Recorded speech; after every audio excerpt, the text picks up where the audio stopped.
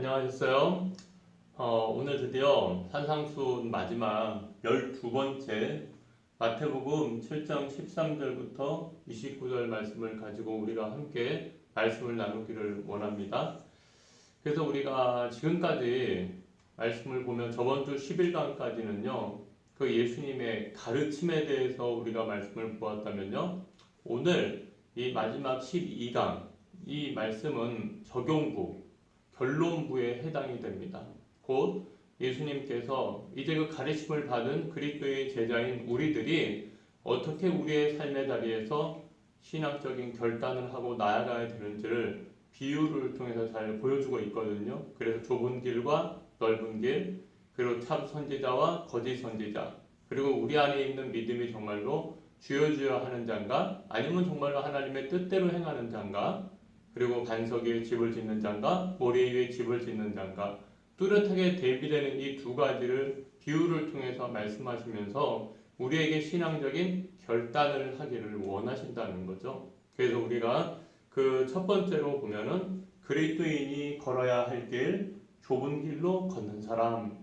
우리가 정말로 예수님의 가르침을 받은 그리스도의 제자가 되었다면 우리의 삶의 자리에서 분명히 우리는 좁은 길로 걷는 사람이 되어야 된다는 거예요.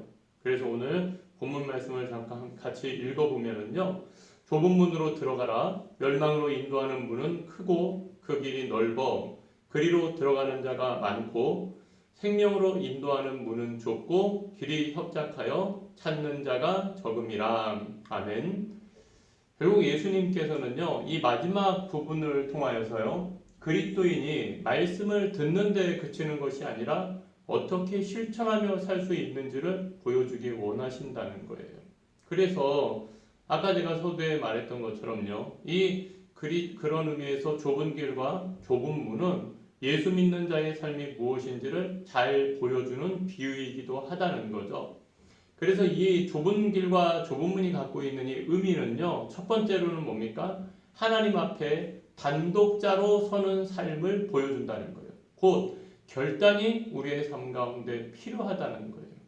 우리도 그렇잖아요. 마치 죽음을 다른 사람이 대신해서 할 수 없는 것처럼요. 우리가 예수님을 믿는 것, 또 좁은 길을 가는 것, 신앙적인 길을 가는 것은 누가 나를 대신해서 걸어줄 수 있는 것도 아니고 누가 나를 대신해서 그것을 담당해 줄 수 있는 것이 아니라는 거예요. 그래서 그런 의미에서 이 좁은 길로 걷는 자의 삶의 모습을 잘 보여주는 사람이 바로 믿음의 조상 아브라함입니다.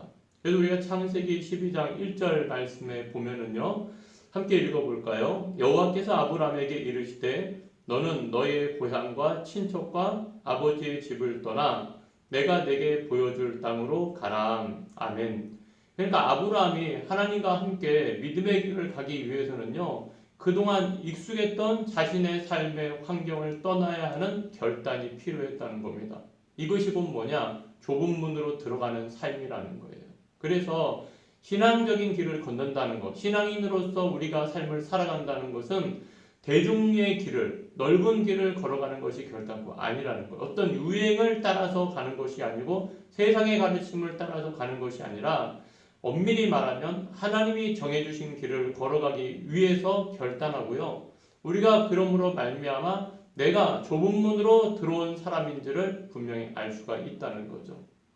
다시 말해서 예수 믿는 나의 삶을요, 이 세상에 누가 반대한다 할지라도 포기할 수 있나요? 절대 그럴 수 없다는 거죠. 우리는 포기할 수 없습니다. 그게 곧 좁은 문으로 들어온 자의 삶이라는 거예요. 하지만 환경 때문에, 조건 때문에 네, 포기할 수 있습니다. 때로는 타협할 수 있지요 라고 우리가 대답한다면 진정으로 우리가 좁은 문으로 들어온 사람이냐? 우리 스스로 다시 한번 질문하고 우리의 신앙을 점검해 봐야 된다는 거예요.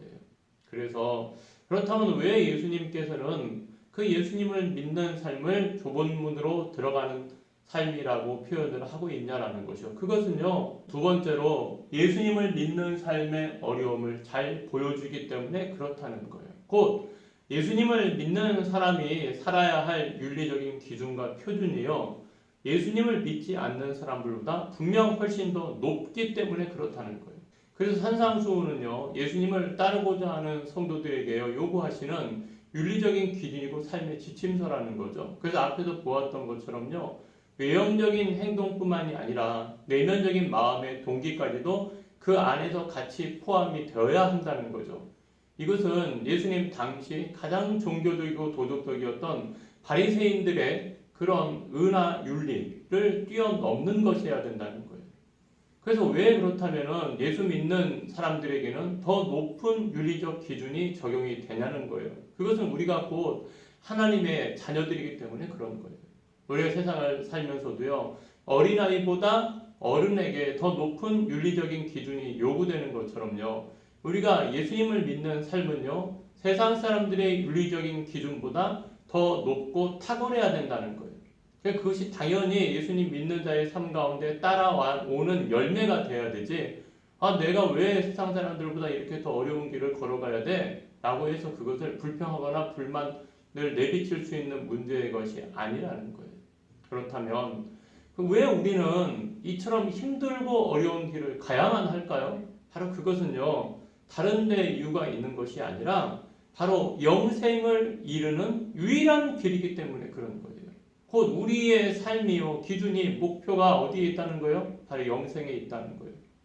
천국에 들어가는 길은 다른 길은 없다는 거죠. 그런 의미에서 요한복음 14장 6절에도 기록된 것처럼요, 예수께서 이르실 때 내가 곧 길이요 진리요 생명이니 나로 말미암지 않고는 아버지께로 올 자가 없느니라.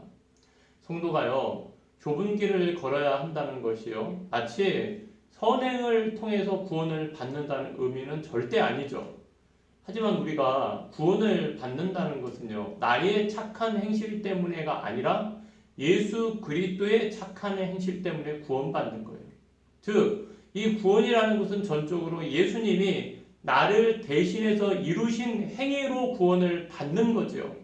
단순히 어떠한 것이 그냥 무효 처리돼서 되는 것이 아니라 예수님이 나를 위해 대신 십자가에서 고난을 당하시고 죽으시고 부활하심으로 말미암아 분명한 행위가 뒤따랐다는 거예요. 우리는 그런 의미에서 우리의 공로가 없이 믿음으로 그리스도와 연합함으로 말미암아 그리스도의 착한 행실로 말미암아 더불어 우리는 구원을 받는 은혜를 누리게 된다는 거예요.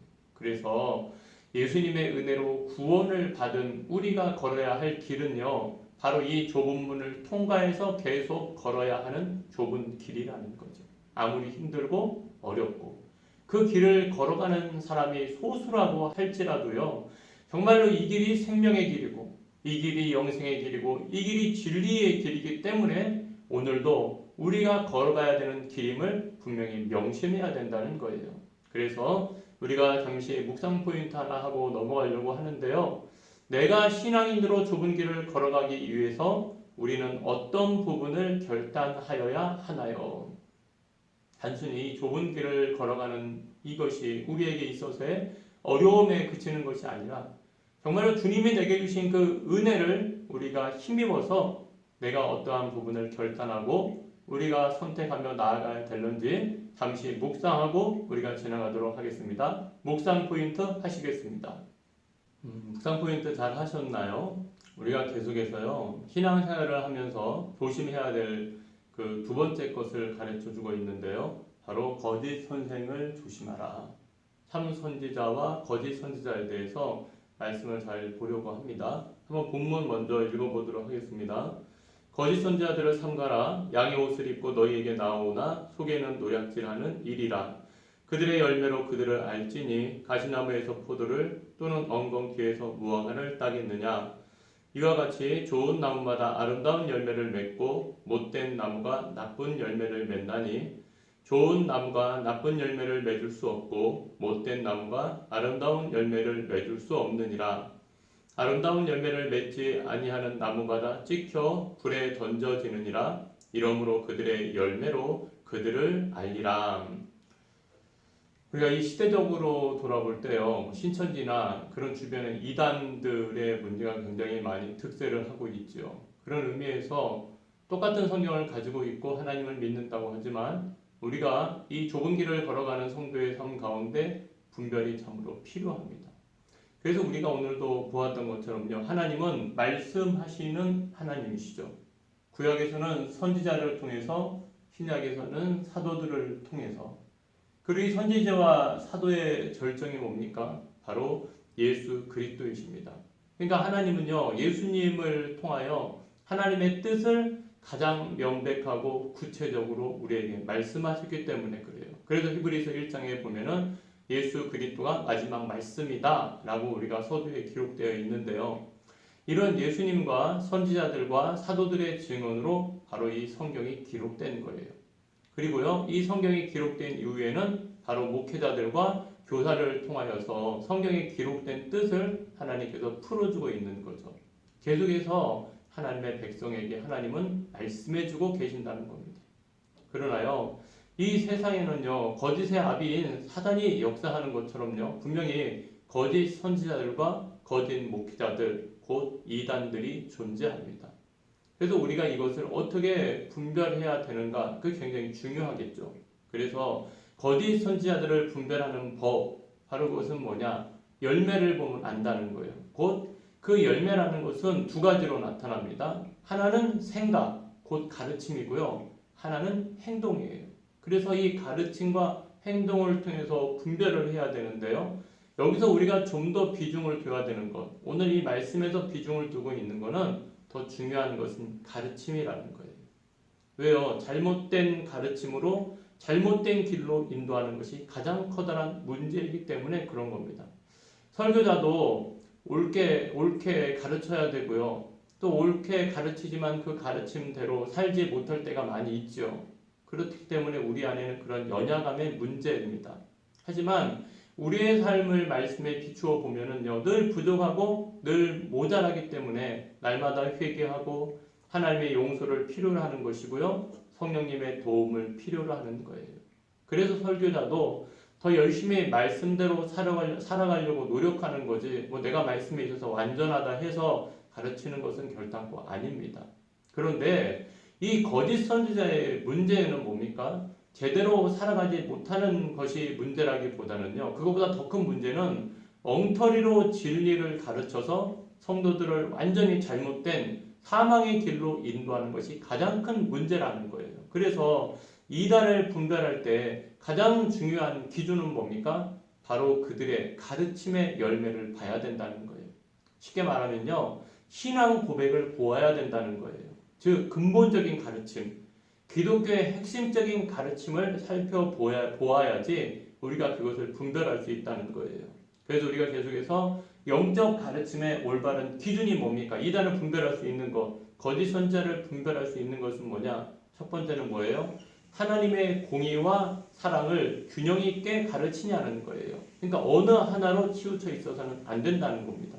그리고 두 번째는 인간의 죄에 대해서 가르치냐?